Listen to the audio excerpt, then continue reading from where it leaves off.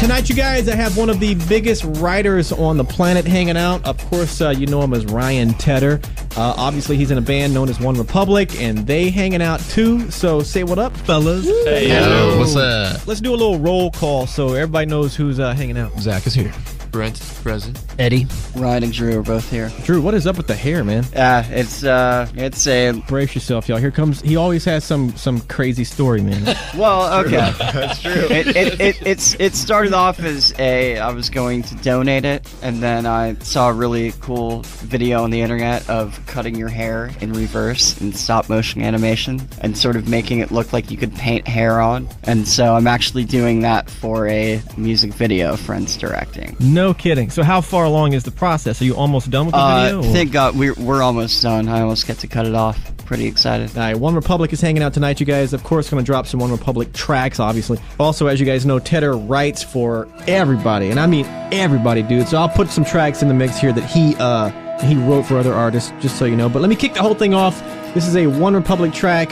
Stop and stare, y'all. Check this out. All right, y'all. OneRepublic hanging out in the studio tonight. Hard at work, from what I understand, on album number 3, right? Album number 3, our goal would be for it to come out late summer, early fall, and have a first single out by spring. From the stuff that's already come up, the ideas and the songs, I mean, I'm already intensely excited about it, just because it's I know it's the cliche thing to say it's better than whatever you've done, but it is only a handful of songs in and going to be drastically better than anything we've ever done. Come to think of it, it would be kind of weird if you came in and said, you know, this is not the best work we've ever done, JoJo. This is we could have done better. So yeah, I mean, any of the bad stuff that we record never even gets the 1R potential. Never sees the light of day. Ryan Tedder and the band OneRepublic hanging out tonight, y'all. And you probably wonder why I have this Beyonce track on.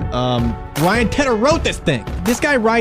I'm telling you, he writes everything. I'm always writing. Tonight, hanging out with Ryan Tedder and the band OneRepublic. It's JoJo on the radio, and you know how big this band has become, and you know how successful Ryan's been as a writer. But what most people probably don't know is, at one point, you guys thought that this career as a band was over and done with, or at least the label thought you were done. Yeah, took about a year of us pounding the pavements in LA to get our first record deal as a band. Made an album, the label got bought out, as they do, right when we were ready to put our album. Although our release was 666, I remember that 6606. Kidding me? No. Yeah, that sounds like a great plan. Yeah, we went and played Coachella. We were like, yeah, this is gonna work. We went and played Coachella, came back the week we got back from Coachella. We got the news that our label was dropping us. If I recall correctly, they called a meeting, you guys went over, and you were thinking that this meeting is going to be some good news. Like, hey, get ready. And then, I remember I went over to my manager's house, and she was just like, I've got some good news and some bad news. And I forget what the good news was, but the bad news, we got dropped. As soon as we got dropped, we had maybe 6 or 7 shows left that were booked. It was like, let's finish these shows out and not book anymore. And, if something doesn't happen by next June, it was, because we got dropped like in May, and we said, we'll give it a year. If something doesn't happen by next summer, then we'll call it a wrap. We switched our status on MySpace from signed to unsigned. It was so fast. We jumped from like 150 to number 1, inexplicably out of nowhere, right after we got dropped. Within 6 weeks of getting dropped, we had label after label after label hitting me up, including the very label that dropped us. It was it was a different A&R guy, and he didn't realize he was a New York guy and didn't realize that the LA office had let us go. We kind of said, well, we only want to sign with one of 2 labels, and then that one of those 2 labels came after us. Timbaland had a label on Interscope, and this is right during the peak of Justin and Nelly Furtado, and Timbaland was crushing it. He wants to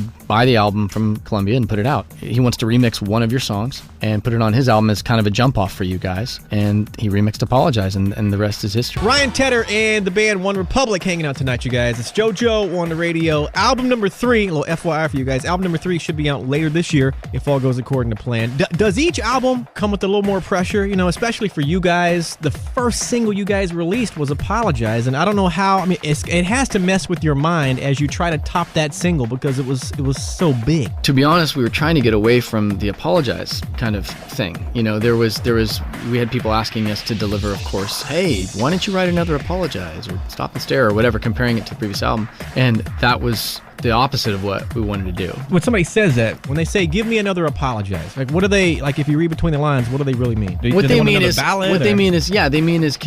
don't ever really know what they mean. I'm not talking about A&Rs in general because I know a lot of A&Rs that do know what they mean, but a lot of that kind of talk that comes from whether it's an A&R from label or what have you, what they're saying is, hey, it'd be really cool if you write another song that becomes number one everywhere. Everywhere. Sells 10 million copies. Yeah, sure, Around the world. Yeah, it's like, okay, let me fart that out for you real quick. If you could do that thing again. Let me do that thing again. It was really rad when it happened last time. When you did do you remember when that happened? We'd like that. Yeah. All right, y'all. It's JoJo on the radio in the studio with Ryan Tedder and the band OneRepublic. Ryan, I have a question for you, sir. Yes. What I'm about to play, you don't know I have, and I've never played it before in my life. Uh-oh. But you butt dialed a friend of mine, Julie.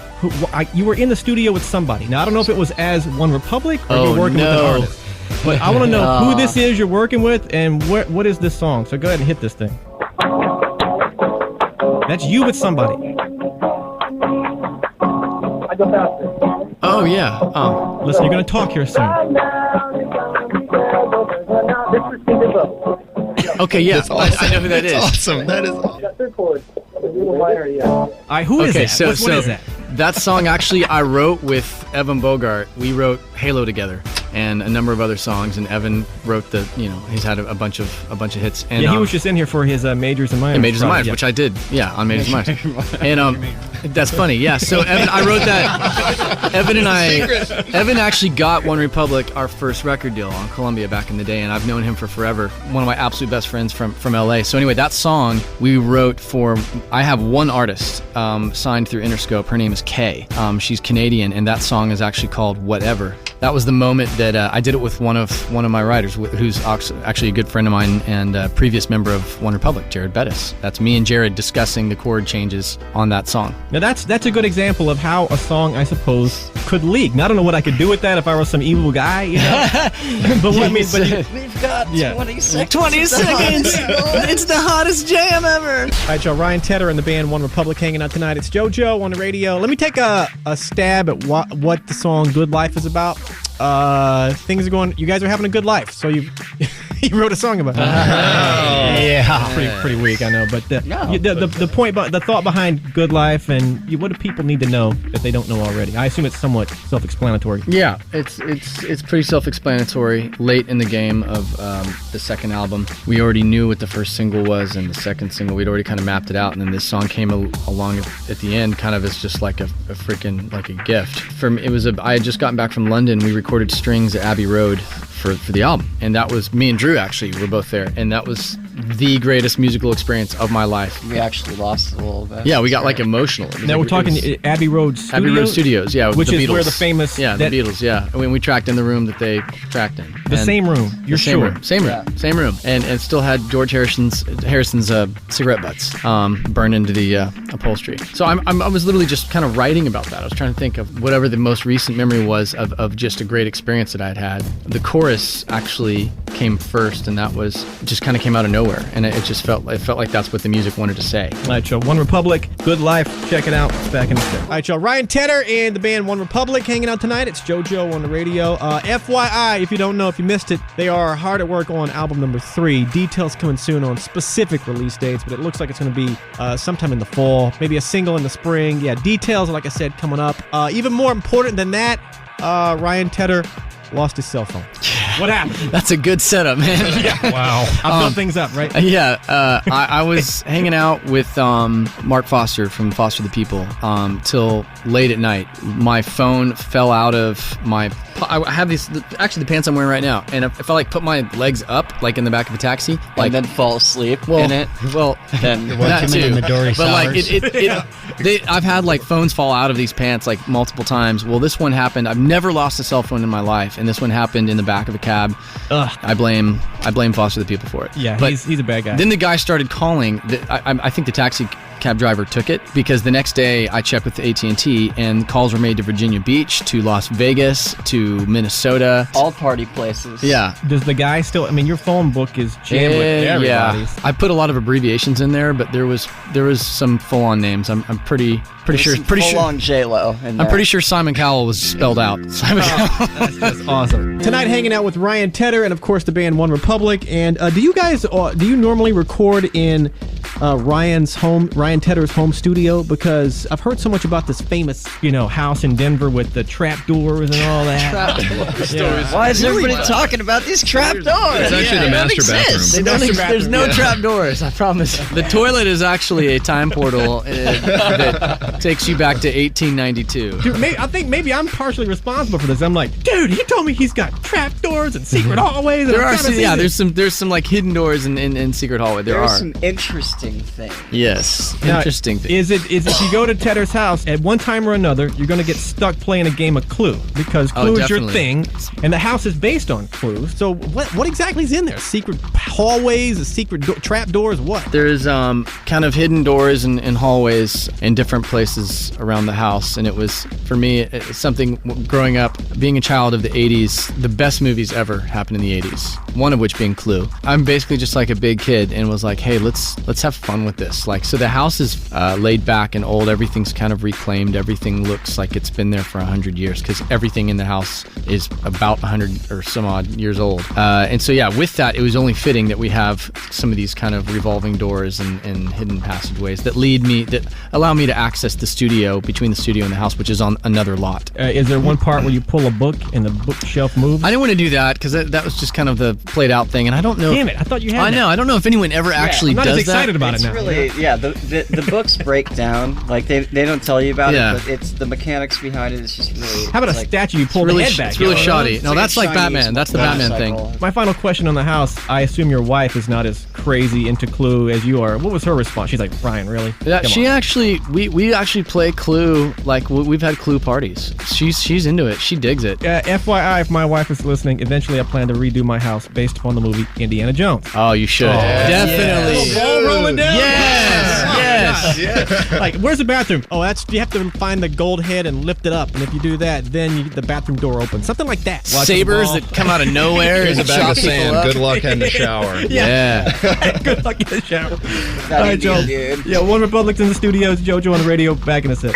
Tonight in the studio, Ryan Tedder and the band OneRepublic. Of course, aside from being in the band OneRepublic, like I said, Tedder writes for everybody. I mean, like everybody. Catch me up. I know you got the Gym Class Heroes track you did, and on B.O.B., on Cobra, and then some upcoming stuff on Adele as well. You've been raving on Adele from day one. Yeah. You know what I like about Adele? I'll tell you right now. Just the fact that she's not. Just look at her appearance. Yep. She's beautiful, but she's not this cookie cutter. No. It's not like she's trying to hide. It's like, this is who I am. Take it or leave it. 100%, man. She's the real deal. Like, that's it. She's real deal. That's it. That's all she needs. That's it. And as far as OneRepublic goes, third album already in the works. You guys are working still, I guess, writing. The new album is going to be.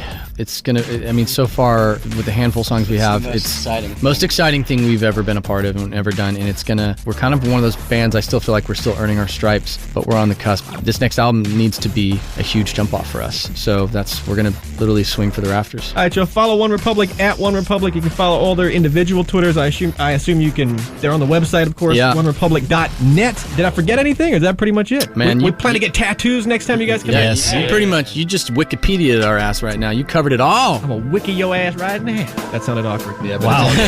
We know you, and that's cool. Yeah. I hear that feels good.